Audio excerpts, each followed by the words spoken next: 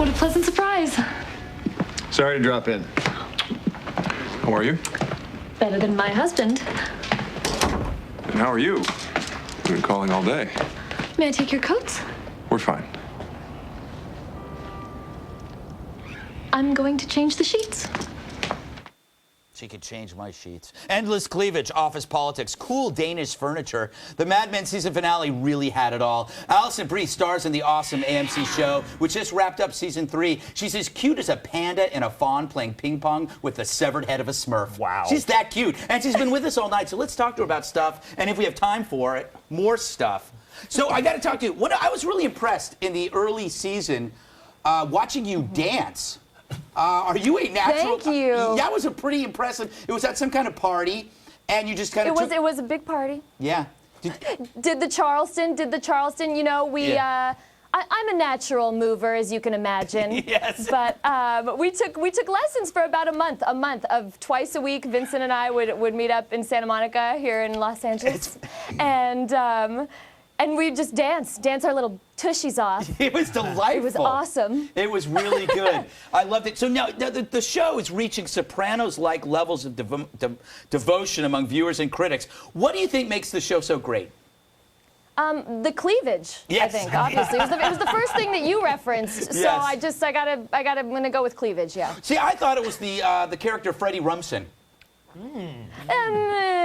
Yeah, you don't even. There's so many people in the show, you don't even know who Freddie Rumsen is. Freddie who? I'm never in the office. I think he was. I finally had a scene with John Hamm and you know, Don Draper and Roger Sterling. It was amazing. Well, you know, that's true because there's so many elements to the show, and it's almost like people are segregated into their own. So you sometimes don't see these guys for weeks, and then you see John Hamm, and do you treat him like a big actor because he is the star?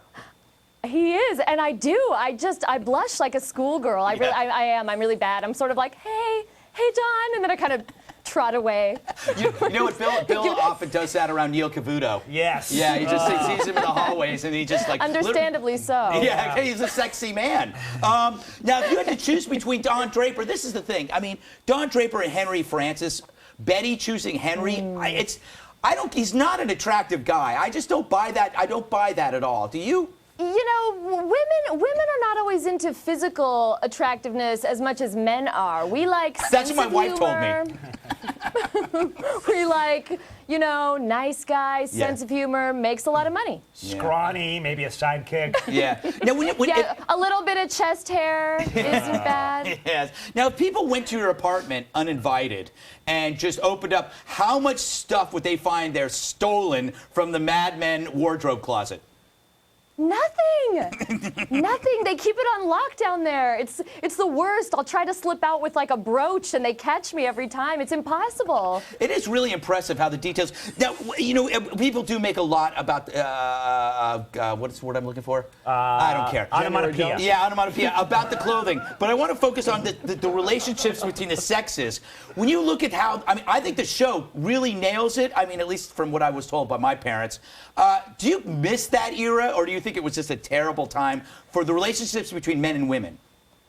You know, there were a lot of sexy things about the time period, and obviously the way people dressed and the whole era of things that go unspoken that you don't see, you know, things that go on behind closed doors, and there's a whole don't ask, don't tell thing happening, which is very sexy when you watch it on a TV show. I think that to have lived it, it might not have been as fun, especially for women and minorities. Yeah, that's true. That's true. It's just the only thing I like about it is how like everybody seems to be cheating with everybody, even though it's morally wrong. Of course. It is morally wrong. It's true. But it just seems as if that doesn't still happen today. You're telling me everybody's not in bed together these days?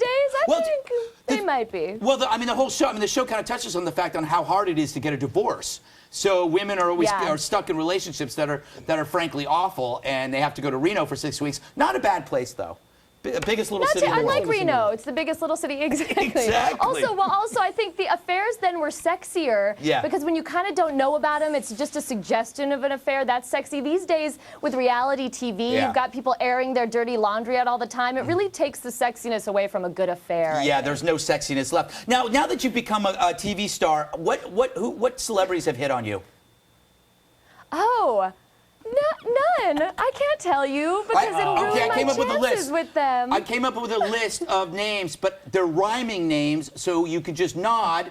Instead, it's not real names. First one is Marry Me Piven. Has he hit on you? Marry Me Piven? No? That's a yes. No, that's a yes, because it took a long time. Yeah. What about Schmalik Maldwin?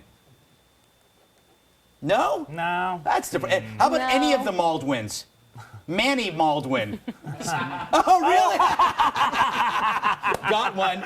That's great. That's great. Manny, you dog. Manny, you dog. Was he sober at the time? I'll never tell.